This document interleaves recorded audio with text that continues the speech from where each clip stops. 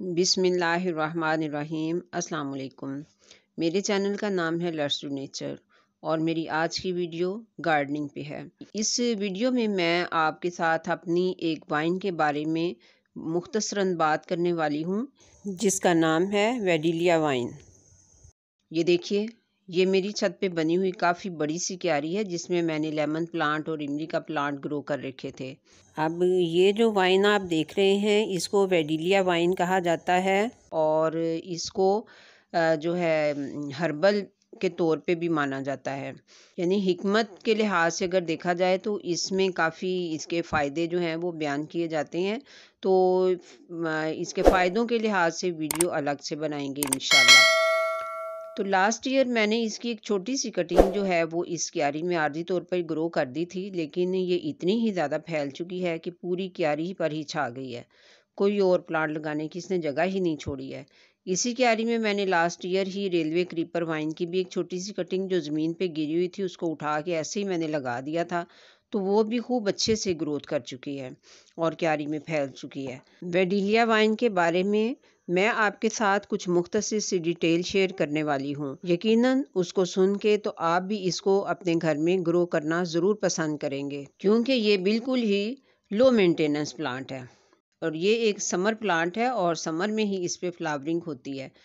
इसके फूल जो हैं वो बिल्कुल सूरजमुखी के फूलों की तरह होते हैं, लेकिन साइज़ में बहुत छोटे छोटे से होते हैं। आप देख सकते हैं ये बिल्कुल सूरजमुखी के फूल हैं जो छोटे छोटे से हैं, नज़र आ रहे हैं आपको।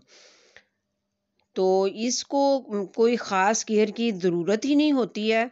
कम से कम मैंने तो स्वाय वाटरिंग के मैंने इसका कुछ और किया ही नहीं है। बस इसकी जो मिट्टी है ना वो मॉइस्ट रहनी चाहिए। अगर मिट्टी मॉइस्ट रखेंगे तो इसकी ग्रोथ जो है वो खूब अच्छे से होती है। और इसको ये भी मैंने देखा है कि मैंने इसको पहले इस क्यारी में लगाने से पहले मैंने इसको गमलों में लगाया था, लेकिन हर दफ़ा ही मेरे गमले में ये मर जाती थी। तो जब से मैंने क्यारी में लगाया तब से इसने ये देख लें आप कितनी अच्छी ग्रोथ पकड़ी है।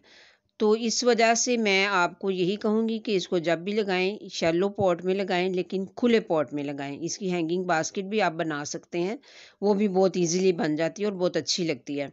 और फिर इसको शैलो और खुले पॉट में लगाने के बाद इसे आप किसी ऊंची सी जगह पे रख दें, क्योंकि इसकी ब्रांचेस जो हैं ये फिर नीचे की तरफ लटकने लगती हैं, पॉट भर जाता है और ये नीचे लटकती हुई बहुत ही खूबसूरत लगती हैं क्योंकि इसकी पत्तियों की जो शेप है वो बहुत प्यारी शेप है।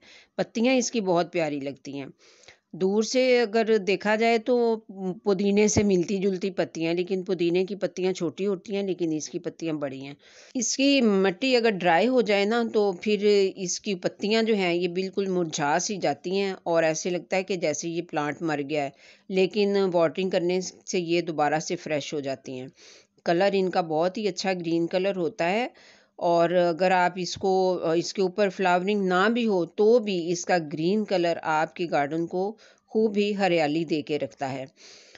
तो इसको ऐसी जगह पे लगाएं कि जहाँ पे इसको 4-5 घंटे की धूप जो है वो आसानी से मिलती रहे, तो फिर ये बहुत ही अच्छी ग्रोथ करता रहता है ये प्लांट। और मिट्टी जो है इसकी मॉइस्ट रहनी चाहिए, इस चीज़ का ख़ास ख्याल रखिए। बिल्कुल भी ड्राई ना होने दें, हो भी जाए तो भी जब हम वाटरिंग करते हैं, मैंने आपको बताया ना कि ये बड़ी ढीठ वाइन है। ये जल्दी मरती नहीं है अगर इसको खुली जगह पे लगाया हो तो। तो इस वजह से इसको आप मिट्टी कोशिश करें कि मॉइस्ट रहे, ड्राई ना होने दें।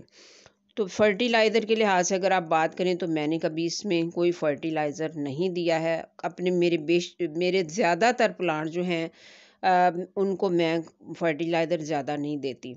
साल में सिर्फ़ 1 बार या 1.5 साल में 1 बार सिर्फ़ गोबर खाद ही मैं डाल देती हूँ अपने प्लांट्स में और अल्हम्दुलिल्लाह मेरे प्लांट्स बहुत अच्छी ग्रोथ करते हैं, फ्लावरिंग भी खूब अच्छी होती है अपने सीज़न पे। तो बस मैं यही करती हूँ। कभी-कभार किसी-किसी प्लांट में जैसे कि रोज़ प्लांट है तो उसमें मैं कभी-कभार डीएपी के दाने भी डाल देती हूँ। वो भी साल में कभी 1 मर्तबा ही, हर चौथे महीने नहीं। तो इस खूबसूरत वाइन को उम्मीद है कि आप भी ज़रूर ही अपने घरों में लगाना पसंद करेंगे क्योंकि इसकी पत्तियाँ आपके घर को खूब ही हरियाली बख्शेंगी। उम्मीद करती हूँ आपको ये वाइन पसंद आई होगी। मिलते हैं फिर नेक्स्ट इंशाल्लाह।